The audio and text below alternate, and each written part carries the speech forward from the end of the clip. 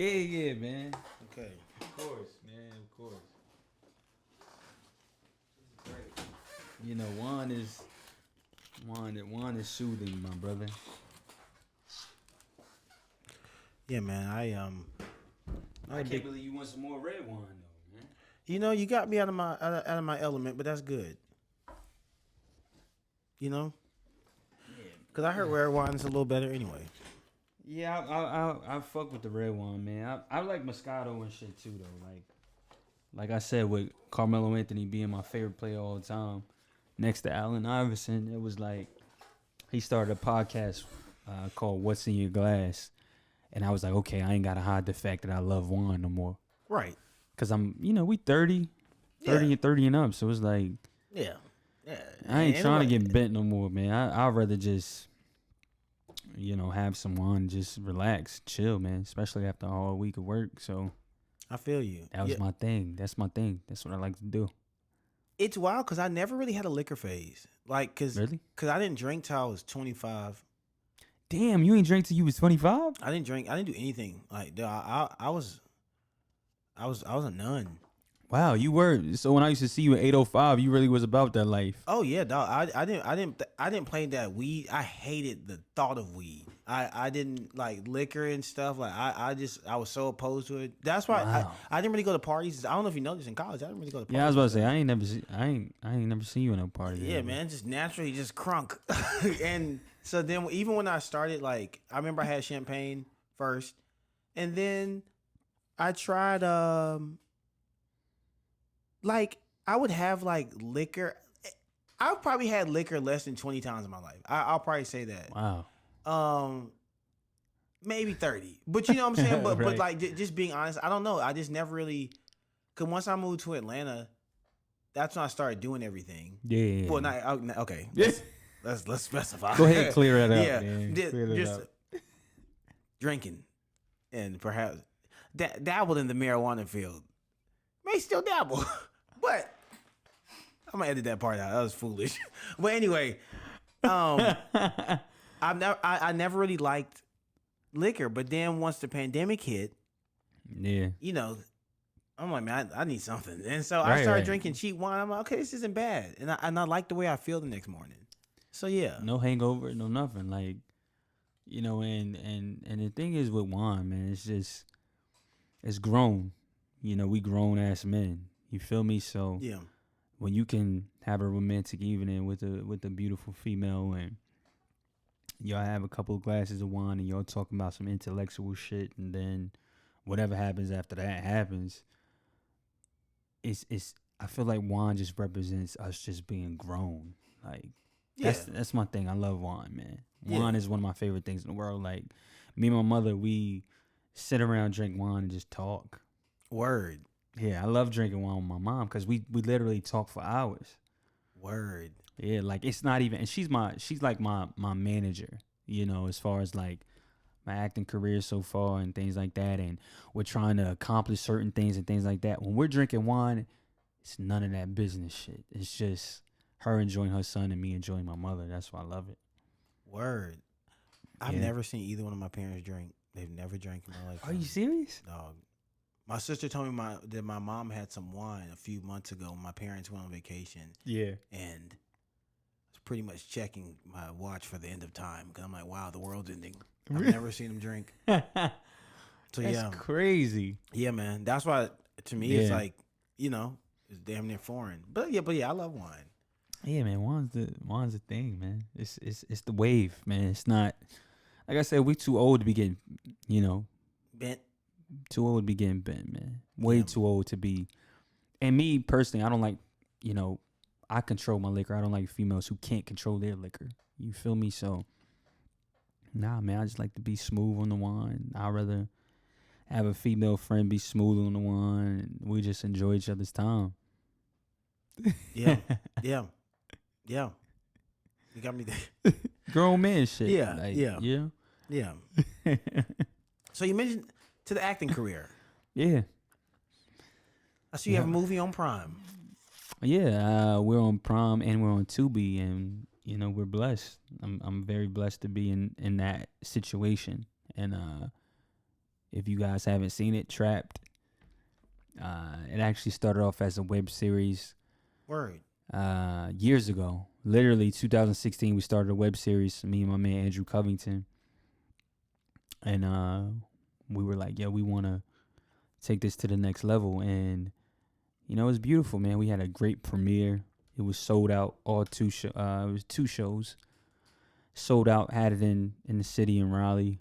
Nice. All my family and everybody came out, and all the supporters came out.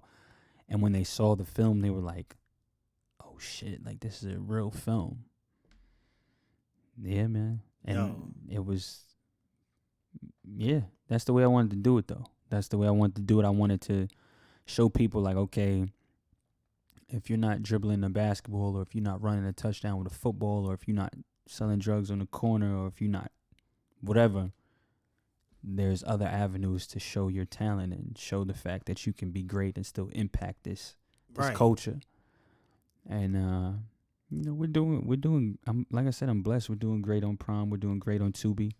Everybody loves Tubi. Tubi is one of my favorite platforms as well. It's free. I know you don't watch TV, but It's funny. I had never heard of Tubi until about maybe a week or 2 ago. Nah, it's the shit. What is Tubi? So Tubi is an app. You know how you got to pay for Netflix or pay for Hulu monthly? Yeah. Tubi is completely free. Word. So they have all the classic movies. Like I just watched The Great White Hype with Damon Wayans and Samuel L. Jackson, and I watched School Days with my man Lawrence Fishburne. And I like Lawrence. Yeah. Oh my God. Amazing. School Days is classic. School Days actually made me want to go to college. So if you ever have the free time, or you ever want to get back into, watching TV, School Days. I mean, I'm not like opposed to TV. Yeah. School Days. School Days is a classic, man. School Days made me want to go to college. Word. Hell yeah. School Days made me want to be like, okay, even though like I don't really want to go to college, I want to go for that experience. Word. Okay. School Days made me do that. So who's like, do you have a favorite actor, or like, you know what I'm saying? Besides Denzel Washington? Okay. So why Denzel? Because I love Denzel. Versatility. For me, Denzel Washington, Leonardo DiCaprio, Will Smith, Jamie Foxx, Robert De Niro, Morgan Freeman, Lawrence Fishburne.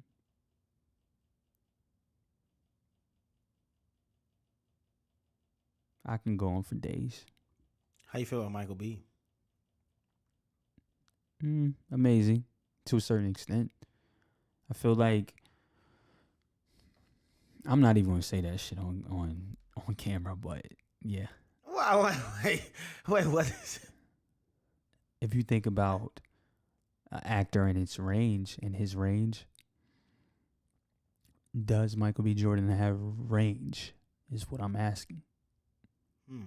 Because when I think of, I feel like Michael B. is the face of the newer generation. He's the guy, face wise. He's the guy. But then you got cats like Woody McClain. Woody played Bobby Brown. Woody played on a New Edition story. Woody's the guy on Power. I know you don't watch Power, but Power but Ghost, Woody's the guy. Oh, that guy. Yeah. He seems like a good actor. Great actor. Great. And what I mean by great is, like I said, Michael B's the face, but you got Woody McClain's, you got the Trevor Jackson's, the Jacob Lattimore's, you have the the Anthony Mackies. You have the like I said, my mind is blank right now, but I can go on for days. You got my man from Star Wars. He actually got a new movie coming out that's similar to John Q. I forgot his name, John something, but he's the shit. I think when it comes to being the best actor ever, versatility is a huge factor.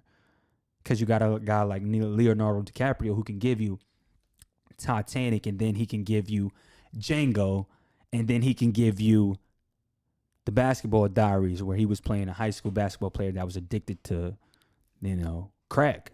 So, would you consider him the greatest actor of all time, in your opinion? Hell yeah, one of them. Okay. Hell yeah, 100%. So do you think there's like a greatest, or do you think it's like this a panel of GOATs?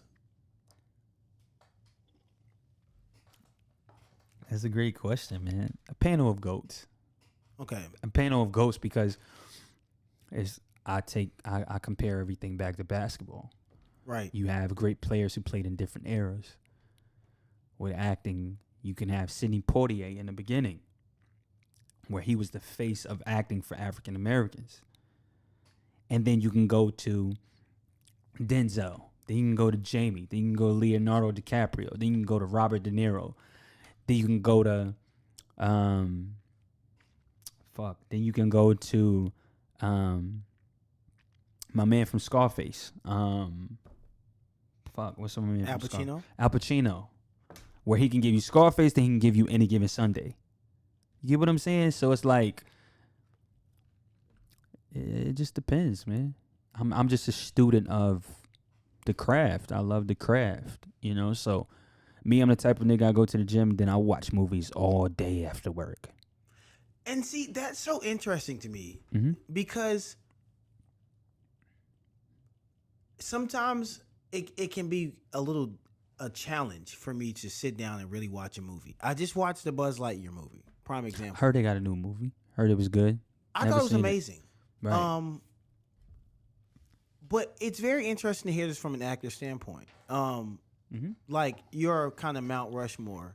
I don't think I can do Mount Rushmore though. Okay, well, how about we say a class photo? We could do a class photo. Okay. We can do a class photo where at least 30 actors and actresses. We can do, okay. So we can do no particular order. Regina King, Viola Davis, Denzel Washington, Morgan Freeman, Lawrence Fishburne, Jamie Foxx, Will Smith, Leonardo DiCaprio, Robert De Niro, Al Pacino, Sandra Bullock. I love Sandra Bullock, especially in The Blonde Side. But I really love her on The Time to Kill with Samuel Jackson. I'm not even gonna name 30 actors, but right. I was like, damn, he about to give me 30. Yeah, but I can do 30, but right. I mean, I'm a student. I'm a, these are. Yeah. These are people that I watch every single day, and people that I've watched since I was a little kid. Yeah. And I didn't realize that I wanted to be an actor until I was 20. 20, my bad, not 20, 23 or 24, one of them. I'm 30 now, so I've been doing about 7 years. Yeah. That's still young, though. Yeah. I really like the guy from he was in Atlanta, and he's in Atlanta, and Lakeith Stanfield. I feel like he has so much range. He played Snoop. Yeah, man. He played. He's like, Lakeith is like phenomenal, and I feel like he's in that new grade of actors that he has the potential to win an Oscar one day, because Lakeith is like he's a beast, and you can tell he loves it, man. So it's like, I think him and Woody McClain are in the same category, where every time they step on screen, they want that shit. Yeah, man. Yeah. Lakeith's one of my favorite actors right now in the game. Right now, you got your generation of young niggas, and what I mean by that is, we're not gonna mention the Lawrence Fishburnes or the Denzels or the Jamie Foxxes or the Will Smiths. They're established. You know what I mean? But you got cats like Lakeith Stanfield and Woody McClain and Jacob Lattimore and these guys who, what's my man, Jerome that did When They See Us. He actually played Corey Wise, during that time, for the movie When They See Us. Phenomenal actor. I'm big fans of everyone, man. Big fans of everyone. And every day when I'm writing a script or when I'm doing an audition or if I'm at class, I'm constantly thinking on getting, on the same level as these guys, or to be mentioned in the same conversation with those guys. One of my mentors, Michael Anthony. His name is Mike Bless on Instagram.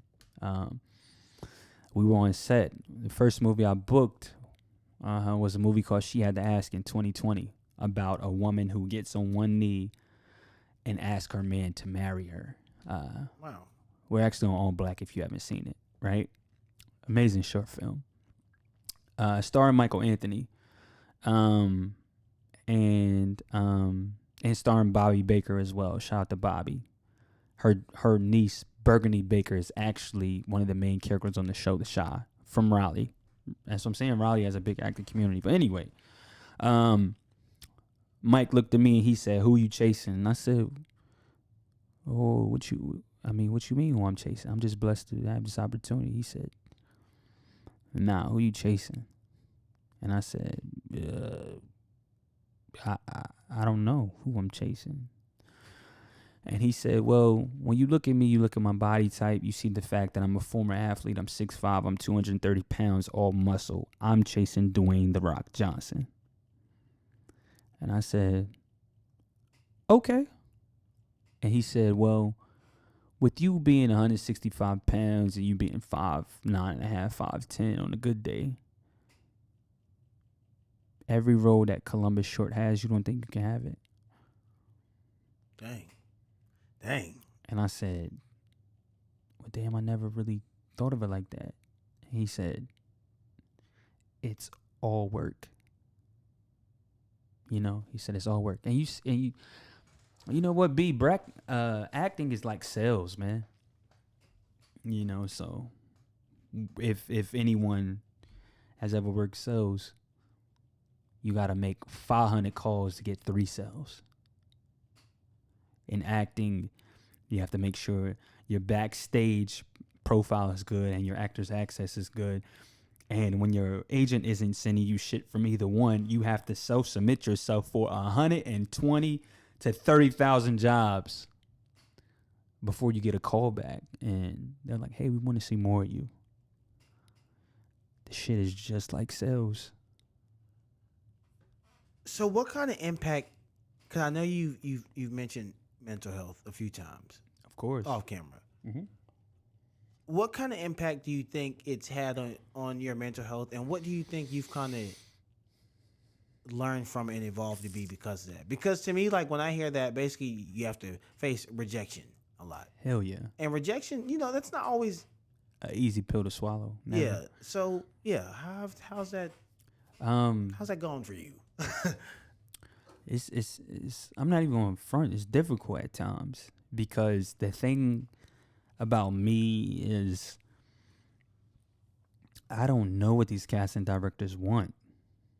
I don't know what they need for this particular project. So when I do an audition and I don't get it, I'm like, why? When in reality, you got to treat this shit like a hobby and just be like, how we go hoop? We used to go hoop, like. That's the way you got to treat it. Like, okay, I hoop for the day. Okay, I did an audition, a couple auditions for the day. And forget about it. Once you do it, forget about that shit. And sometimes that's the hardest part for me because I'm auditioning for major television shows. Right. That's the hard part. Like, if you're auditioning for Power and you're auditioning for Chicago PD and you're auditioning for Law and Order and you're auditioning for all this shit, it's hard to go to sleep at night for me because I want this shit so bad. And then you think about, reality of maybe you're not what they want or what they need for that particular role. You know, and for some people, rejection is a hard pill to swallow. But in the acting industry, we get rejected all the time. We do. So, is there like a particular role that you've auditioned for that you wanted, like the most? You know what I'm saying? Every fucking one. What's like the most, I guess I'd say, recognizable show or movie or anything that you've auditioned for? I mean, there's been so many, man. You know, I normally don't talk about my auditions, but Oh, where? Well, fuck it. Like, sure. they, Yeah, we here. well, recently for me, you know, of course the audition process is still going on and things like that, because the way this industry works, you can audition for some shit 1 month, and 3 months later you get a call back, and they're like, okay, you gonna show up to set or what? Or Oh, word. we want you to audition for it in person. Yeah, so the audition process is always going on, man. The one audition I can say for me, and that's because this actually premieres this Sunday on TV One. The Marvin Sapp story never would have made it. Word. Yeah, man. So, it's crazy how God works. You know, I'm very spiritual. So, I had booked the "Never Let Me Down" video with James Fortune. That was on BET. Went crazy.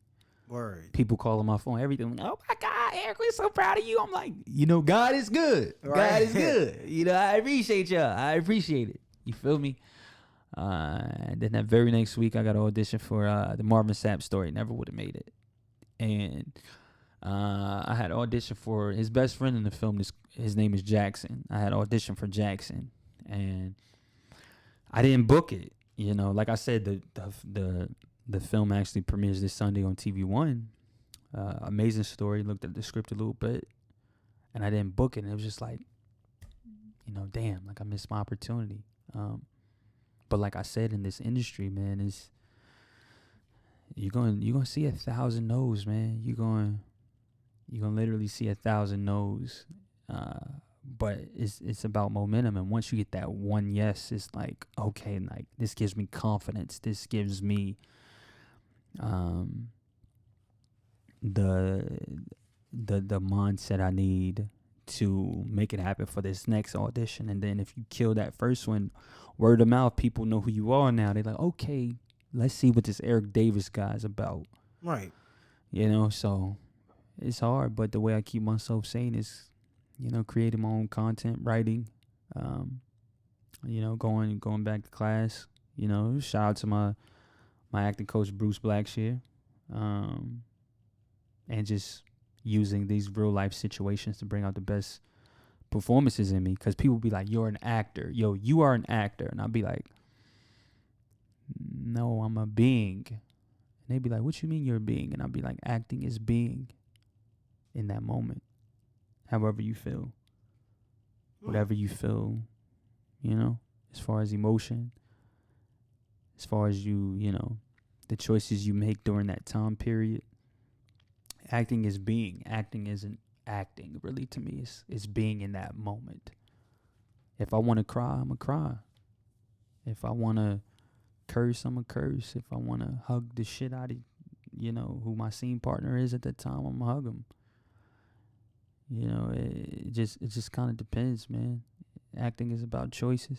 And I use my real life situations I've been through to bring out the best performances in me. And I'm still learning to do that. That's a great answer. Yo, yeah. So you mentioned to me off camera that before you lived here in Atlanta, which of course is an acting hub, you lived in LA, which is a larger acting hub. Yeah, man. I was before I actually came to Atlanta, I went home for a little bit to Southside, to Raleigh, North Carolina. You know, spent some time with my family, my moms, my sister, everybody, my brothers. And before that, I was in LA like the year before, and one of the toughest years of my life. I would say LA was so expensive. I spend more time working than actually working on my craft. Word. Hell yeah. So what was that like? Like, just the financial burden mixed with the stress that you already described of acting. Well, see, that's the thing. Like for me, it was. For me, I would go to the gym a lot to hoop. So I would go to LA Fitness is the thing in LA, of course. Right, makes sense. They should call it fitness out there. Yeah. Yeah, LA Fitness is the thing. I'm out there hooping every day. I'm like, and I was just bullshitting around when they like, yo, y'all hiring? They like, yeah. End up talking to the manager, end up getting a job at LA Fitness in Northridge, in the Valley, for all my people in LA. Nice. Ended up working at the LA Fitness, and I got cool with Brian McKnight. Word. Yeah, man. He's from Raleigh.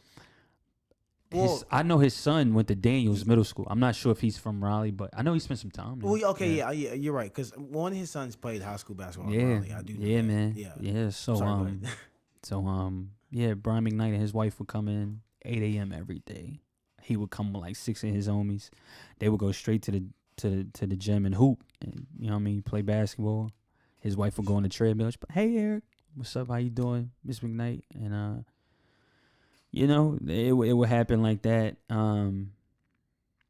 And literally I spent all my time working, man. And it was crazy because, shout out to, Jasmine Wilson Davis and Paul Davis. They actually let me stay with them while I was there. Word. And we had like the creative house because they're also actors and writers. Word. Yeah, man. We were broke as shit, but actually they're actually in my movie Trapped on Prom. Word. But that relationship was built over the course of 4 years before we actually filmed anything. Yeah. And they would be like, I would be like, yo, Paul was from LA and Jazz had been living in LA for like 7 years at the time. And it's like, LA is a city where you gotta hustle for everything. It's like Atlanta. Like you gotta hustle for everything. Yeah. Yeah. So, me being from Raleigh, that was no problem because we come from a city where, you step outside, you got a choice. And the way my mother, and my dad and everybody else, my coaches, the way they kept me out of trouble was sports. Like sports kept me out of a lot of shit. I had friends that was Bloods. I had friends that was doing other shit, dibbing and dabbing as far as selling drugs and things like that. But I also had my core friends where we were about hoops, like, right. Yeah. Yeah. Or I was about being a member of the Capital City Steelers, where my mom always kept me in sports, man, to keep me out of trouble. So shout out to sports. Sports saved my life. Word. Yeah. Sports was really saved my life, and without sports, I don't know where I would be, because like I said, it was a choice when you stepped outside of the house, so my mother lived on the north side, or, by like Capitol Boulevard and everything like that. Yeah. And my grandmother was on the south side off of Sanderford Road, so, and me spending a lot of time over there, and then my niggas being from there, I spent a lot of time there. I had my best experiences there growing up, and like I said, sports kept me out of trouble, man. It did. Yeah. I feel like that's a story across, especially around a lot of black youth. I think that's the formula. Lives. Yeah. That's definitely the formula. In order to keep your kids off the street, in order to keep your kids mentally stable and things like that, keep them in sports as much as you can. Even if your kid playing soccer or baseball, keep them the fuck out of the streets. Yeah. Because the streets don't love you. I've lost a lot of niggas in the streets, and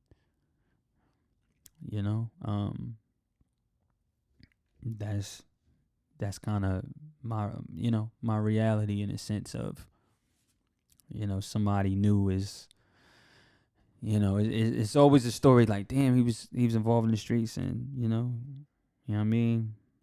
He got hit up, and he gone now, and his family missing him, or wrong place at the wrong time, or he was in the streets still hustling, and so yeah, my mom definitely, I love my mother to death. She definitely kept me and my brothers and my sisters, like my brother and my sister, out of that shit. Like, Yeah.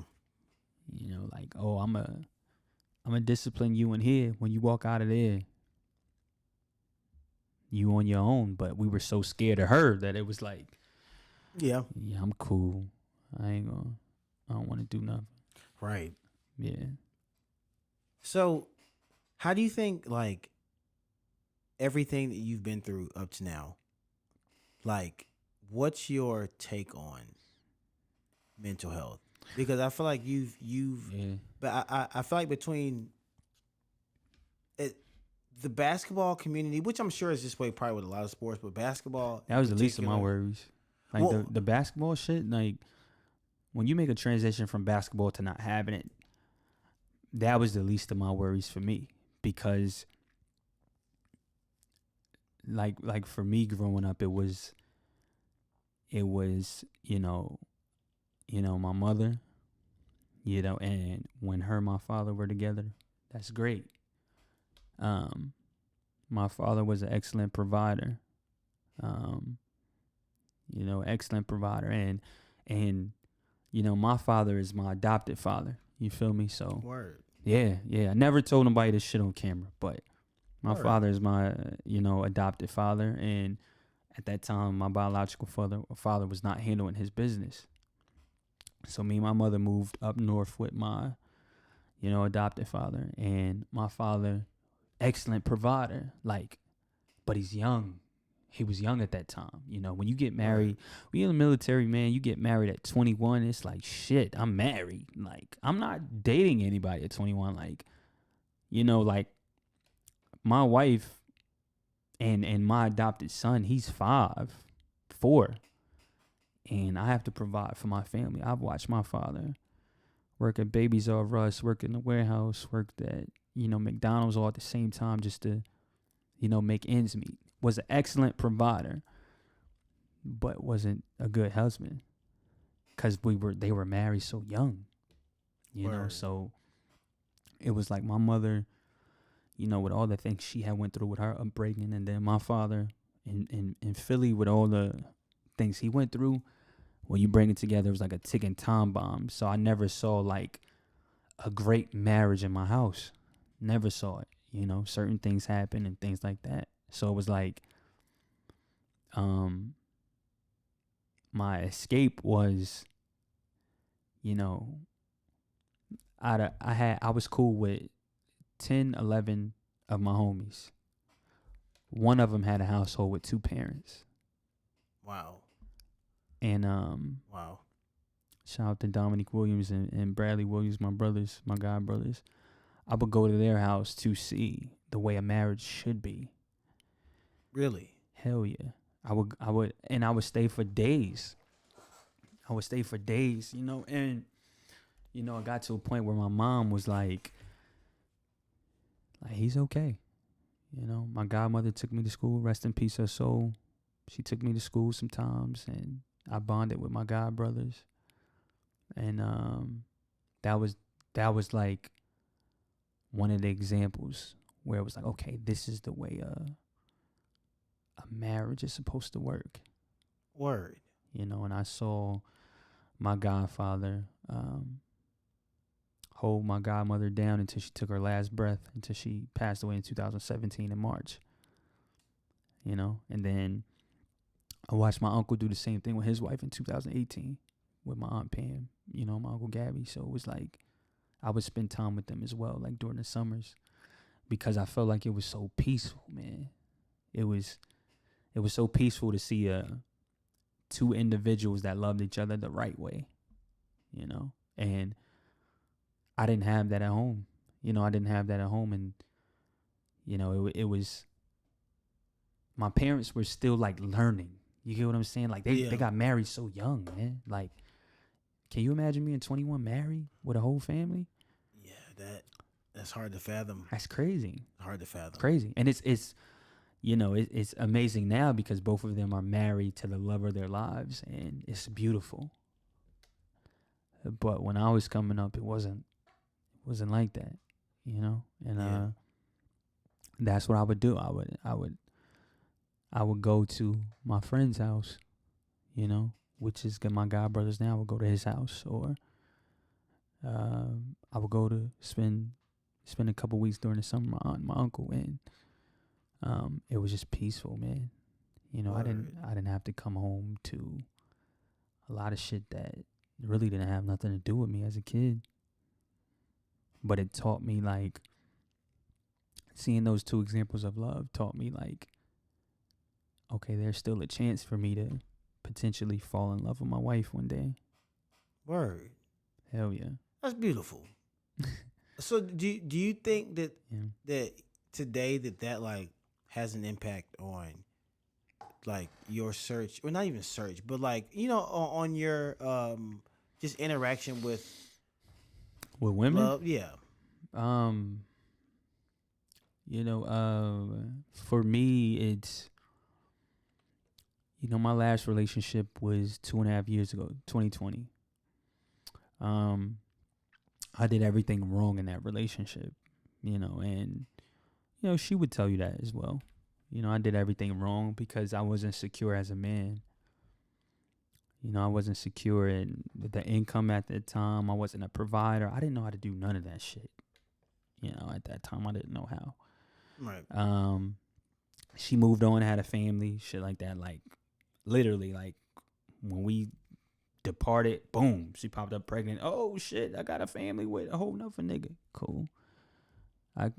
And that's the way life works. Yeah. You know? And well, for me, I think the last 2.5, almost 3 years, I've spent time to myself because I want to love my significant other so much that the love is deeper than the earth's surface. And when it's deeper than the earth's surface, you know you're going to be with that individual even in the afterlife. And that's the example I want to show my kids. You know, I want to show my kids the fact that I love their mother 100%. And I'm going to do whatever in my power to make sure their mother's happy. That's why I'm taking my time with love at this moment. I take my time. You know, I focus on my craft and things like that, you know. But eventually, I know, like, Yeah. I want to start my family. Yeah. So yeah. So as an aspiring actor, do you like, not aspiring actor, as an actor? Yeah, I But kind of like, get paid for it. Yeah. But like when I like, I guess the word aspiring came from just the root of like, you're not like, it's not like you're like, it's like, I'm still up and coming though. For me, I'm trying to think how to describe this though. It's like, I guess until this, it's all you do for income. I'll say that. Correct. What kind of impact does that have on like the family pursuit? You know what I'm saying? Because like, do you think like, do you think there's ever a day that you like feel like you'll have to like choose? You know what I'm saying? Because even when I think about like someone like Tom Brady, you know, anybody who does something, because I feel like acting is one of those careers that it can be demanding because of the amount of time. Right. And so, you know, and I don't know how much truth there is to it, but like just using Tom Brady as an example, you know, now he's coming up out he's of greatest retirement. all the time. Yeah.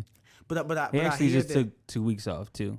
But yeah, and I wonder, like, because I've just heard rumblings like that possibly, you know, his wife and kids really want him home. You know what I'm saying? And so as someone who does it's like you're on the front end of Tom Brady. You know what I'm saying? Like when Tom was before the family and stuff. yeah. But still in a field where your time is typically required a lot by that field. what in your mind, like, does that have an impact on your love life? You know what I'm saying? Well, for me, I mean, for me, I don't really have a love life, which is, I mean, if I'm being honest, I don't really have one. You know, but it's one of those things where, you know, I have to be patient and wait for the person who's really for me, you know, because here's my thing. You can have it all one day and lose that shit. Is that person still going to love me the same? Is that person going to motivate me? First of all, I'm already going to motivate myself.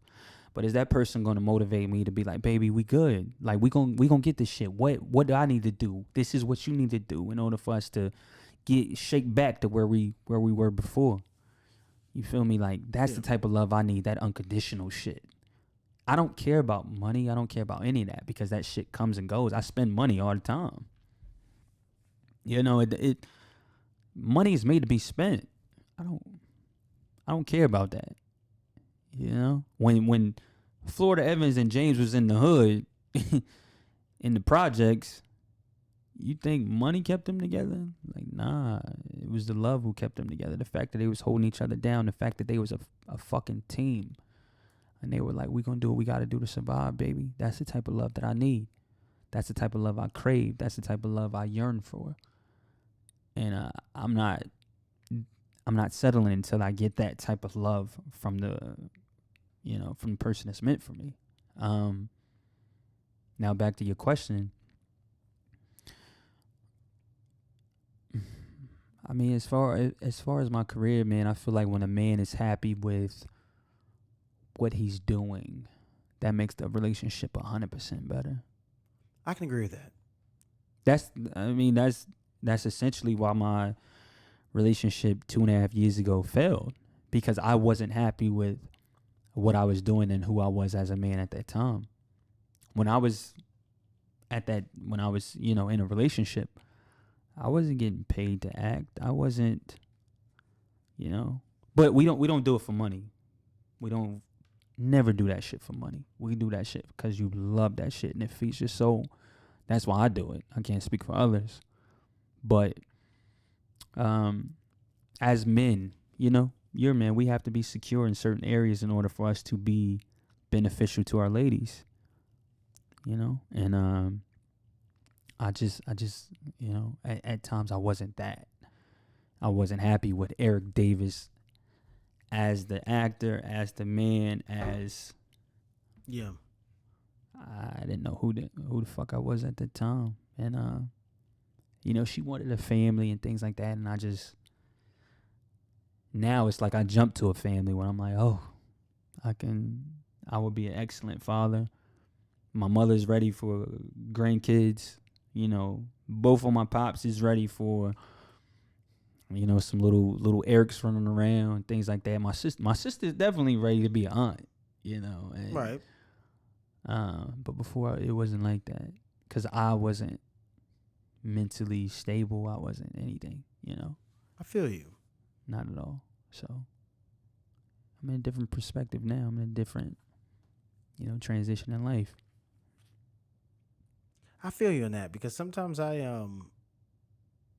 even to this day, I feel like I don't think I'm like, when I hear somebody like you talk, I'm like, it's so wild to hear somebody around my age, and we're 30, so like we're definitely at the age where we can have kids. But I don't know, for some reason, like me personally, I just still feel like I'm in that stage where I'm like, not yet, and I wonder, I'm like, damn, does that make me like immature or some shit? You know what I'm saying? You'll never be ready for that shit. That's what, you know, that's what all my homies that got kids and shit, like, you'll never be prepared for it. That's true. You never. Like, you could try to make your life as perfect as possible and you still won't be prepared for it, you know? My thing is, like, I have a niece, her name is Salem, and my brother, his name is Shah, you know, and he has, you know, his girl, and they're a team.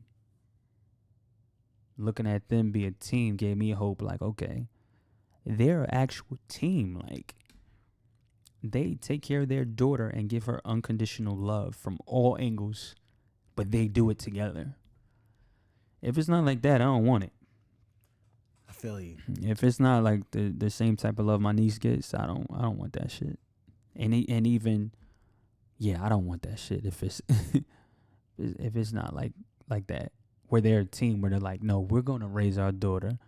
We're gonna give her unconditional love. And nigga, you gonna love me, and they're beautiful people. And just watching them gave me confidence. Like, okay, like, alright. Right. You feel me? Like, alright, whoever, when the time is right, we're gonna, But it also makes me think about marriage, where it's like, people used to be like, oh, nigga, you better be married before you have a baby. And like now it's like, I see a lot of married females and a lot of married niggas in DMs. Yeah. So it's like, why can't we just build what we building right now? And if that leads to marriage, perfect. But if it doesn't, shit, we can still make this work too. But it's like nowadays, sometimes I question the point of marriage. Eventually I want it, but it's like, do I? I feel you. I think that's where I'm at now. Because growing up, I said I was gonna be. By the time I was 25, I wanted to be married with a kid. I look back, I'm like, what the fuck was I on? And that was before the weed and the wine. The hell. But now I'm just kind of like, here I am, my early 30s, and I'm like, I still can't fathom. I don't know. Like, that shit is tough, man. Yeah, and the thing is, like, I see so many of my friends and peers with beautiful kids and families, and I love it. I look at myself and I'm just kind of like, is there something wrong with me? But then I'll convince myself, nah. Yeah. But I don't know, man. It's kind of like, I question sometimes too, like, is marriage really for everyone? Because I never want to make a blanket statement and say marriage isn't for marriage is a bad thing. I don't believe that by any means. Because marriage is beautiful. Yeah, because I watch my parents to this day. They're 33 years in. It's a blessing. And it's a blessing. Like you said, I agree. Yes, shout out Don and Belinda. Mr. Don and Miss Belinda. Yeah, 33 years. And so I grew up with this. I feel like one of the greatest examples of love and responsibility in marriage. And with that said, we're just in such a world where communication is available. And like you said, you got married folks and DMs and things. And not to say that people haven't always cheated and things. Right. And it's not even cheating that deters me from marriage by any means. It's more so, like you said, I feel like growing up, it was pitched, you got to get married. You got to have kids. You have to look a certain way. Right. And now I see so many examples of it's not this way, but it still works. But then I see still so many beautiful examples of marriage. And so it's almost like this storm in my head of like, I was raised this way and I pretty much adopted this way of thinking as objective truth. Mm-hmm. But now I've grown up in a world, especially a city like Atlanta, where I see, wow. Oh, shit. Where I see dating in Atlanta, for me, it doesn't exist. But dating in Atlanta, yeah, dating in Atlanta doesn't exist for me. I'm gonna be honest with you, it doesn't exist for me. Why not? Why do you say that? I'd like to know. I mean, it just doesn't, man. It's one of those things where, like I said, I yearn. The type of love that I need in my life is the type of love that is unconditional no matter the situation. And, I feel like females in Atlanta, it's like, it's like a job. Like, nigga, what can you do for me first before anything? In which, I get it, but it's like, I don't get it, shit. Damn, can you get for example, I've been in Atlanta for about a year. Went on a date with a girl. Like the first month I got here. We having a good time. One of my favorite restaurants, at the Boiler in Buckhead. Shout out to my guys at the Boiler. Okay.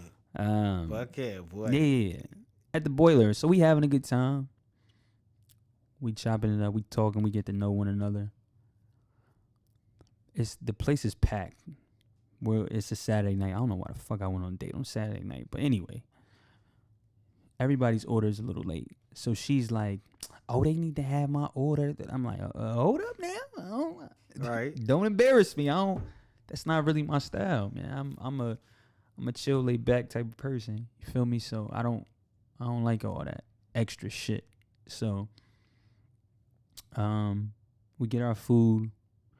They have amazing seafood, egg rolls, by the way. Amazing. We have dinner. Cool, learn about each other, whatever. My man's hit me like, "Yo, you feel me? Like I got the section, got the hookah. You know what I mean? You and Shorty come through. I bet." Boom. We walk into my car. I'm like, "Yo, you know what I mean? You want to?" Because it was our first date, so she drove. I'm like, "Yo, you wanna follow me, or what exactly you want to do?" She like, "Yeah, I'll follow you." I'm like, "I bet we gonna go. You know what I mean? See my man doing it at the hookah spot, and then you feel me? That's the way we're gonna do it. Like we're gonna have a good time." She pulls her car up next to mine and was like, "Oh, I got a shit," and I'm like, I'm like, Oh wow, "Bitch, I don't even know you like that. No Like, couth, no class. No class. Wipe your ass. Right. Like, have you no couth about yourself? Like what?" And I'm like, "I mean, you should go handle that." She's like, "Yeah, I'm about to go home and take care of this." And I'm like, she's like, "And I got a fucking headache." And I'm like, "Oh, all right." Hour later, seen her on Instagram Live and another nigga section lit. Damn. Haven't went back on a date in Atlanta since then.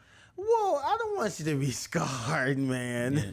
Crazy, but I mean, I don't want you to be scarred because I hear a lot of folks here say that it's tough to date here, yeah. and It's tough as shit, man. That's why I really don't even pay attention to it. Like, I feel you. people ask me all the time, like, "Yo, E, let's do this, let's do that." I'd be like, "Nah, I'm chilling." I feel you. It's A tough city to date in, man. yeah, it's Very tough. Tough. Like, she really just used me for the meal and was like, "All right, nigga, well, I see. it's a wrap." I see a decent amount of that. Yeah, I will say that. That's why I be like, like, nah, you gotta at least let me know that you like me before we get to any of that. Like, discover. Let's talk about who I am, or let me get a chance to get to know you as a woman, or your likes, your dislikes. What kind of attributes are you looking for in a man? Do I fit those things? So I think intentions are important when you first meet in person, because we're at the age now. You're 31, I'm 30. We're at the point where these females 28 and up, so they like. There's nothing wrong with telling a woman your intentions.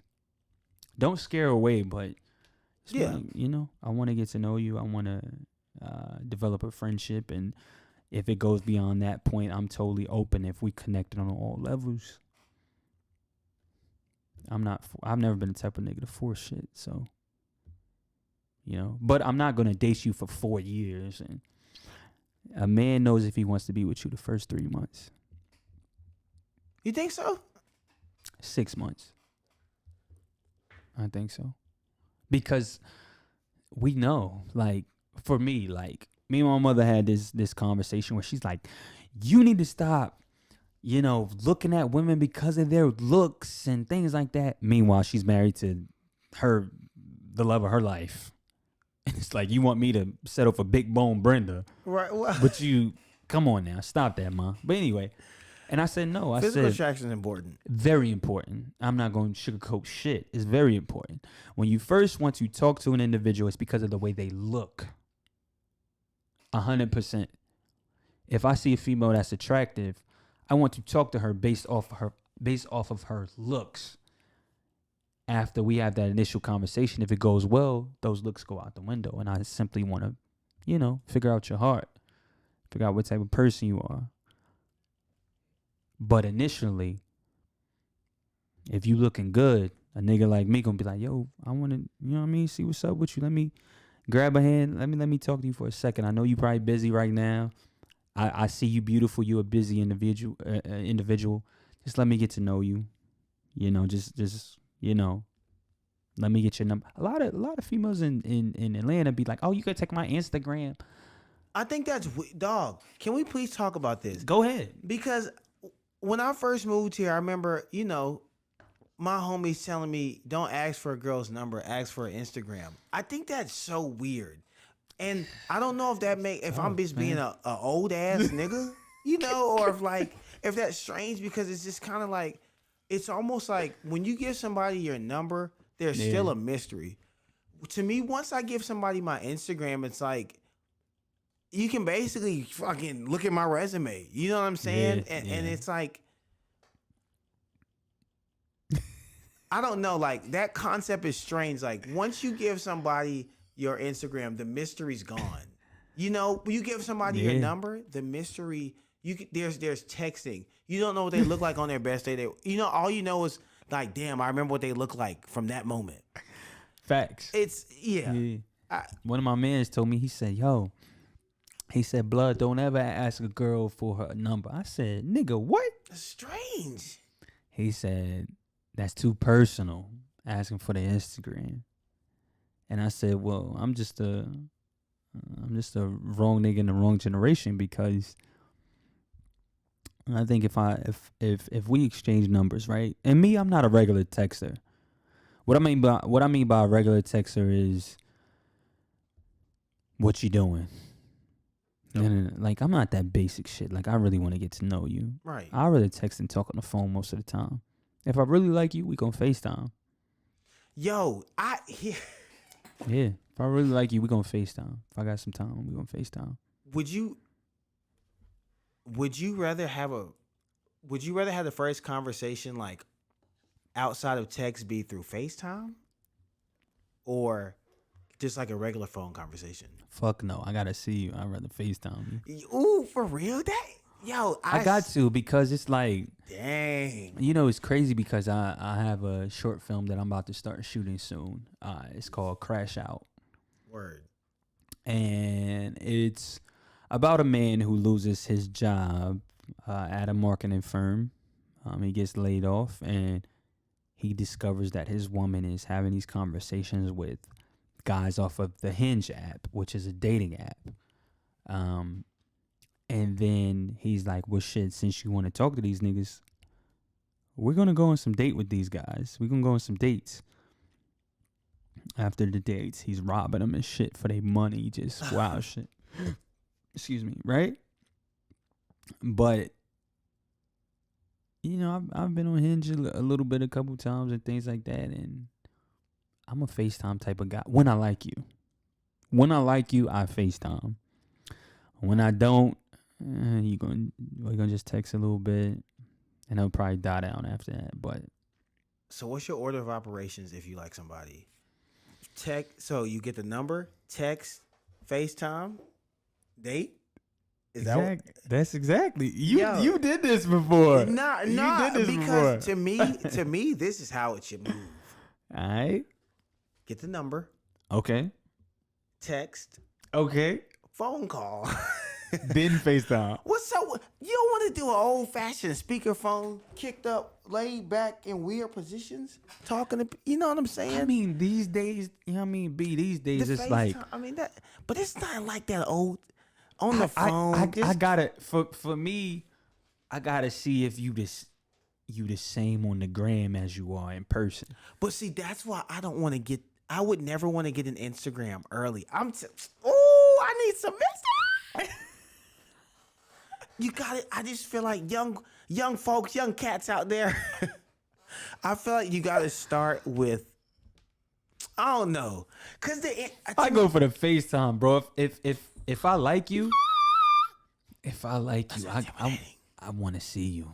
If it's a beautiful female, she got a good heart based off, the 4 weeks we've been texting, 3 weeks we've been texting, and I'm like, yo, and I'm feeling it. I gotta FaceTime you. Like, yo, let's, you know what I mean? Let's chop it up a little bit on FaceTime. Now, if she say, oh, I don't know, she got a nigga.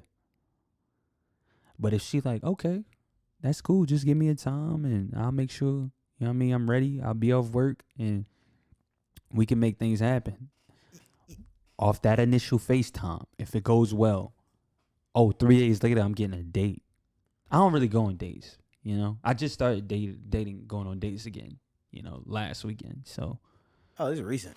Yeah, but I haven't been on a date in so long, man. It's like I've had different stages of growth.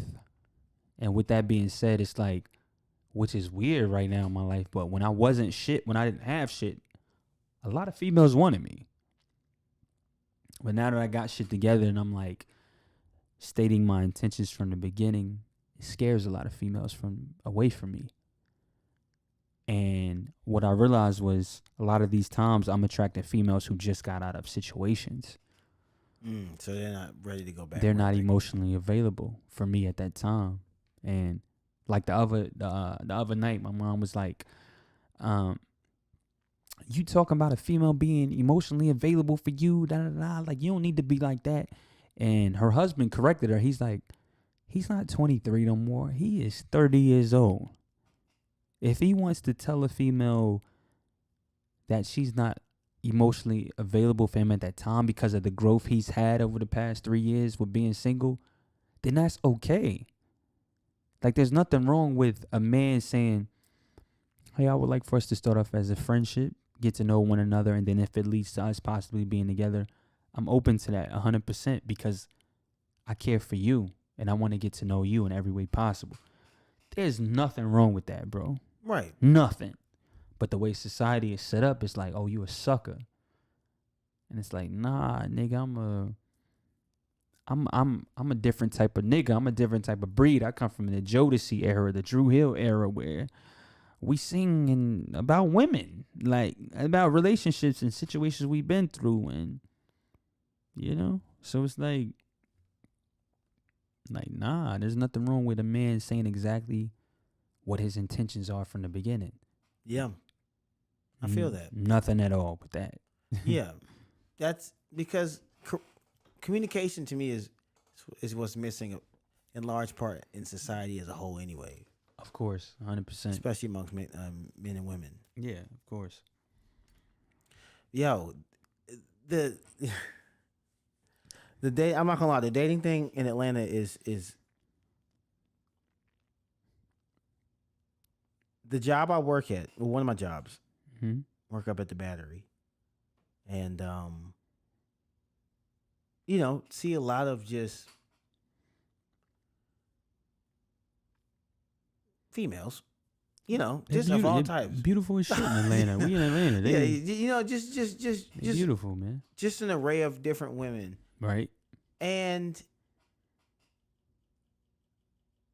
it's so crazy because when you just said, like, you know, if you FaceTime a chick and she says something like, oh, I don't know, she probably has a man. And right. To me, to even think that there are women out here who really would have a boyfriend and give out their number, it's still so faux pas to me. And it's so the same reason niggas give out their number though, like just to see if we still got it. And that's faux pas. Yeah. Like, I don't know, like it's a strange world, but at the same time, I'm like, I've reached this point where I'm kind of like, I'm at this tipping point in my life where I grew up where I feel like with this church boy kind of perspective on life. Right. I told you how even, you know, college, I didn't party, didn't do much. Yeah, you wasn't smoking with us or nothing. Like, you was like, I was just, you was chilling. Yeah. Like, every time I seen you, the only time I seen you outside of rec was 805, and that was a Christian group around that time. Yeah, some holy shit. You know what I'm saying? So like, I feel like I grew up with this, and you know, I was born in Greensboro, lived there, but we moved to Cary. For people who don't know, Cary, North Carolina was voted safest place in North Carolina multiple times from 2010 and 2020. You can Google it. There's nothing wrong with Cary though. Really good spots. Like I said, like it was white, know, mad white. Right, like when you know what I mean, where I'm from on the South and when we go to Cary, it's like, oh shit, we in Cary. Yeah. Like, it's like nothing's wrong with that though. Like, right. Nothing's wrong with that shit at all. I love Cary. Like, Cary's a beautiful place. Yeah. A lot of white people. Yeah, safe. That's why I was voted safest place. Where it's safe, it's white. Just keeping it real. Yeah, yeah. And so I feel like I just grew up just, and I'm grateful for it, but I feel like I grew up without a lot of like rigid happenings. Right. And so now I'm at this point where I've moved from Cary to Holly Springs, which was then voted safest place in North Carolina. You can Google it. Cary and safest. Cary and Holly Springs fighting for who's the whitest. But Apex was up there too. Yeah, well, Apex. When I would go to Apex, I would stay with one of my coaches. I'm like, damn. What's funny? It's the biggest house I've ever seen. What? And he'll be like, "You'll get it one day, son." It's funny. Our house, one of our houses in Cary had an Apex mailing address, so we're all in that range, right? And so now here I am in Atlanta, where shit ain't always sweet. Don't drive a Charger or a Camaro, or just put your windows down. It's definitely getting broken into. Yeah. And so I'm in this place now where it's like it's literally almost, and not that it's run down, but it's Atlanta, And so my views on so much sexuality. You know what I'm saying? Mm-hmm. Marriage, dating, just money, like you said, hustling. You know what I'm saying? And just it's like I've reached this point where I've been here long enough now. It'll be 6 years in November. Damn, you been here 6 years? Yeah, man. I moved here the night Trump got elected. That's why. Yeah, that's why I had an edible that night and everything. I'm like, fuck it, world my end. Let's see what's happening. Yeah, but life changed that night. Yeah, that was a wild night. Damn, so I'm here now, and I've been here long enough to where I'm like, wow, there's a lot of people who live not the way I grew up thinking everyone lived life. Right. And so I've reached this is like literally like the middle of a storm in my head. I hope I'm keeping it together well, but like seriously, but over the past year or so, I've just realized I'm like, yo, the hard truths I grew up with are now like greatly in question. Them shits go out the window because it's like, but let me say something. There's nothing wrong with providing a better life for your family. So your mother and father did an excellent job, man. If nothing wrong with that at all, and true. Like I said, if it wasn't for sports, who knows if I would be here.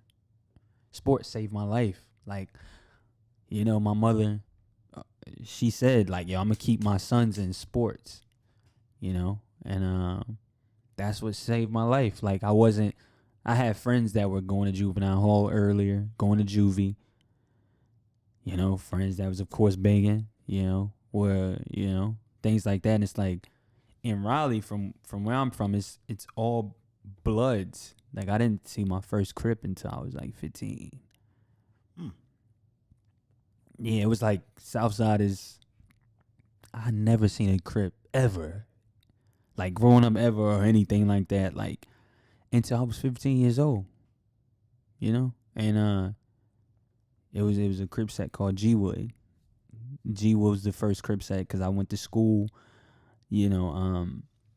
Inlow and Southeast and all that. Like, my friends were the point guards at those schools, so I was like, yo, we gonna go to Millbrook, so me and my mom moved on the north side, and we like, yo, well, my mom actually always stayed on the north side. My grandmother was on the south. I stayed a lot of times with my grandmother. And Eric, you gonna go to Millbrook. All right, cool.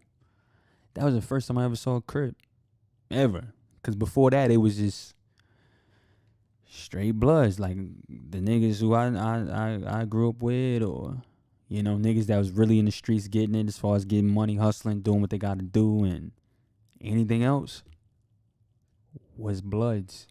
I never saw a Crip until I was 15, and it was crazy because when I saw one of the members of G-Wood and shit, one of the other Crip sets were cool as hell. two niggas was a dude named Puka. He about to get out of prison soon, and then a nigga named Jordan was a Crip, and his older brother was Crip. Like, and I'm like, damn, these niggas really Crip. Never saw y'all, like, never in my life. So, you know the difference between Raleigh and Durham. So Durham was Crips. So I never had went to Durham before. Like, at that I never time. knew that. Wow. Yeah, Durham was Crips. Raleigh was Bloods, and that's the way it was.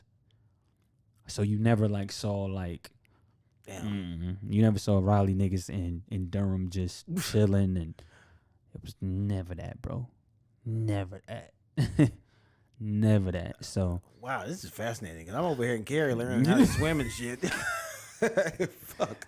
Yeah, crazy, but it's facts. It's facts, and we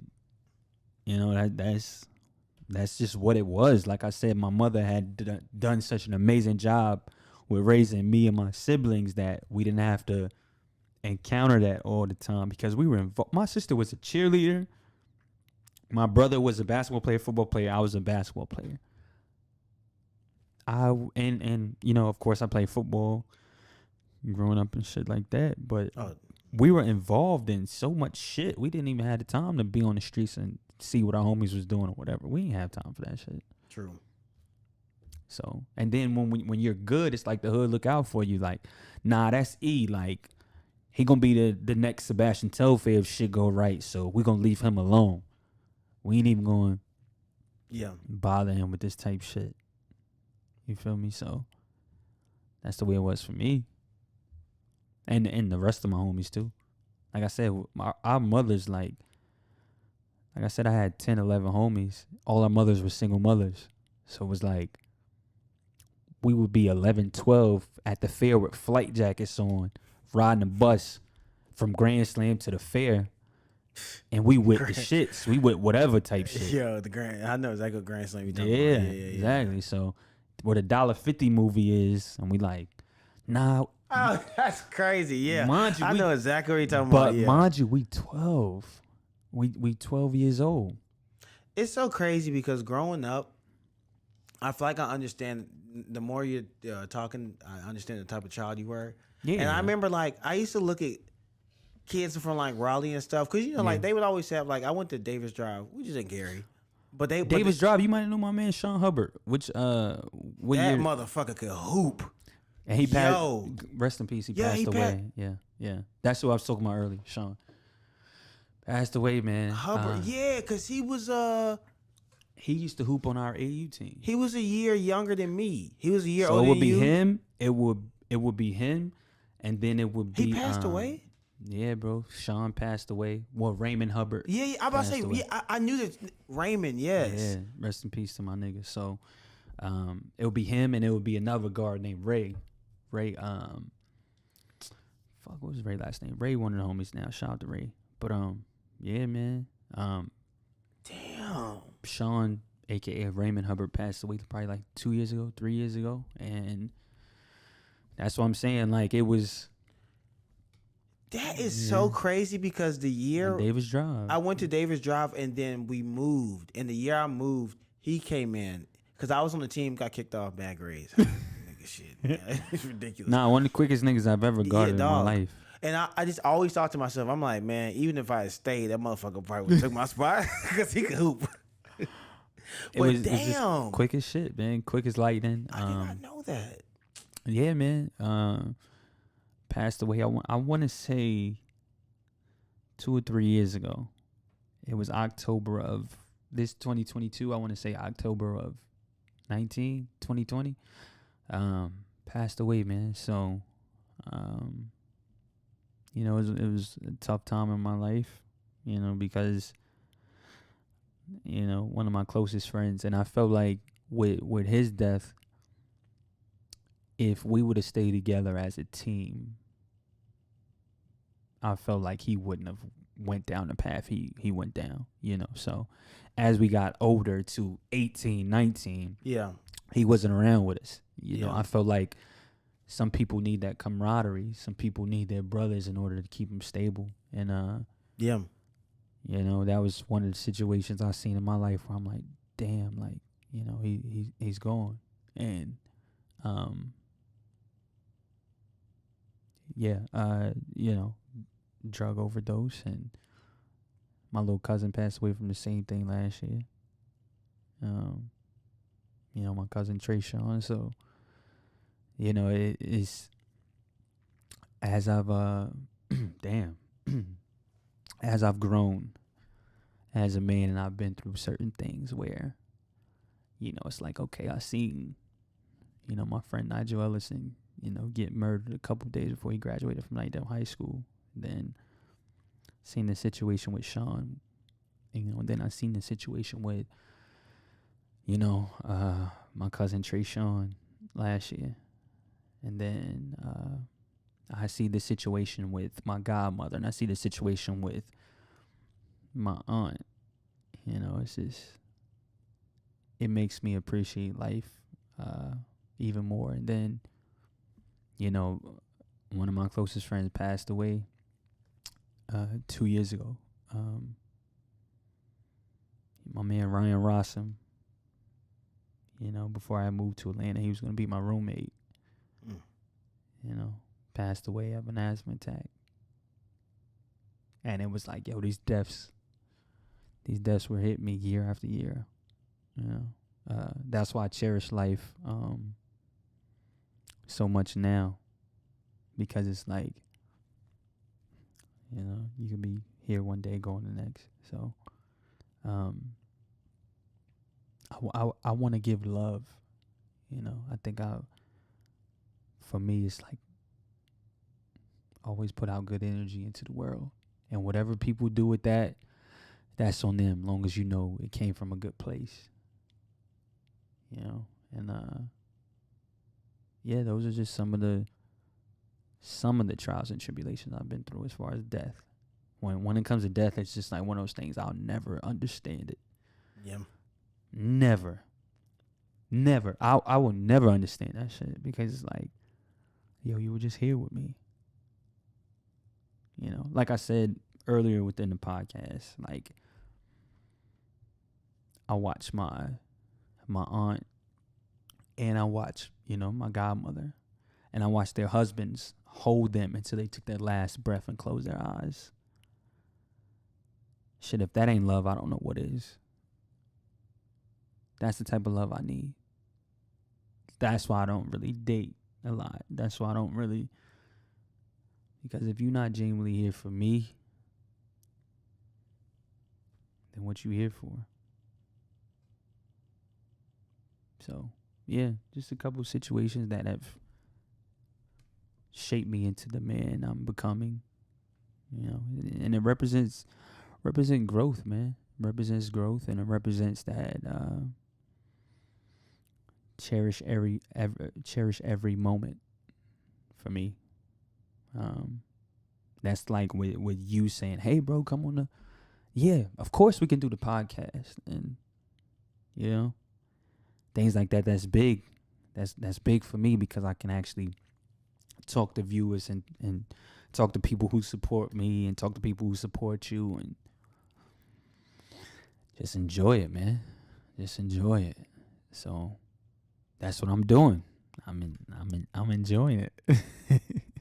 Nice. Yo, man, I enjoyed this. Of course. Me too, man. Me too. Yo. It's 100 times better than busting your ass in a wreck. Right. Well, we were the I hate to do this. Y'all had 2014 intramural champions. Y'all had a squad in the wreck. Fresh life. I will admit that. Y'all had a squad. Like you said earlier, it was you, Lamar, Jesse, Brad. And then honestly, you can kind of, after that, you can kind of that was throw the real anybody yeah, at the five. Yeah, but shout out Matt. You know, shout out Matt, Walker. Shout out Matt, Nick. Walker, those guys. And yeah. with me, it was, you know, you'll have me. Seth was always my other guy. Shooter. Seth was the shooter. Shit, whoever the other three, we just filled them in, like, yeah, with me. Yeah, we need to hoop again soon, man. Oh yeah, you know what's crazy, bro? Like, I've been working out for the last 2 years since the pandemic hit. I haven't picked up a basketball in 2 years. Oh damn. I haven't touched a basketball in 2 years. Damn, man, you gotta get back at it, yo. Yeah, like it's like I'm so used to getting my miles in. Oh, you be running? Hell yeah. I ain't with that running shit, man. I don't like that shit. I don't like running. Yeah, I get my miles in. Of course, I do lightweight, a lot of reps, because I want to, be cut and things like that. So, excuse me, but I haven't physically picked up a go get a bucket. Right. Down. Yeah, that's a long time. I ain't did it in 2 years, man. You got to come out to Smyrna, man. Yeah, I do. I definitely got to come out and see what y'all talking about, because I really, like I said, I'm one of those niggas now. I just be hooping in the kitchen, like I'm getting a bucket and I'm Euroing niggas like I'm Harden and yeah, man. Like, you gotta do the real life. We gotta put that to use, Yeah. So yeah, I would say, pandemic first hit 2020. Pandemic first hit that third day. I was in Raleigh. We were hooping at this church. They were like, "Yeah, shut it down. Like everything's shut down." Haven't touched the basketball since. Yeah, man, it's time. Yeah, I agree. Yeah, I agree. It's definitely time for me to get back into it, get a feel of it, and I can talk about this shit all day though. Yeah, I can talk about hoops all day. We can. This whole podcast could have been about fucking hoops, because we. Yeah. You know what I mean? That's what we love, hoops, and I love hoops, man. I love that shit. We could talk about college. We could talk about high school. We could talk about, of course, the pros, and the fact that once I get to a certain level, I want to start my own AAU team in Raleigh, and yeah, we can talk about all that, man. So I appreciate you having me, my brother. Most def, man. Any closing words? Final statements? Wow. For the actors out there, always stay in class. Never compare yourself to others. Always create your own content during your downtime. And then the fourth and final tip is to just be patient. I'm not even where I want to be, and it's literally a marathon. It's been 7 years for me. I wrote out a 10-year plan, so I got 3 more years to make some shit happen. Okay. Yeah. That would be my closing statements for the actors. And as far as just people in general, always give love. Love is the answer. Now, what people do with your love, that's on them. But as long as you know it comes from a good place in your heart, that's all that matters. And, God will bless you in so many ways. And I think those are my closing statements. Okay, nice. Yeah, I would say those are my closing statements. Okay. As usual, do before you die. It's not do or die, because nobody makes that alive. Facts. Get it done. Catch y'all next time. Perfect show. Hey, this is great. Yeah, bro. That was definitely a vibe. That was a vibe, bro. Damn, that was a vibe. Damn, I didn't expect the shit to be over 2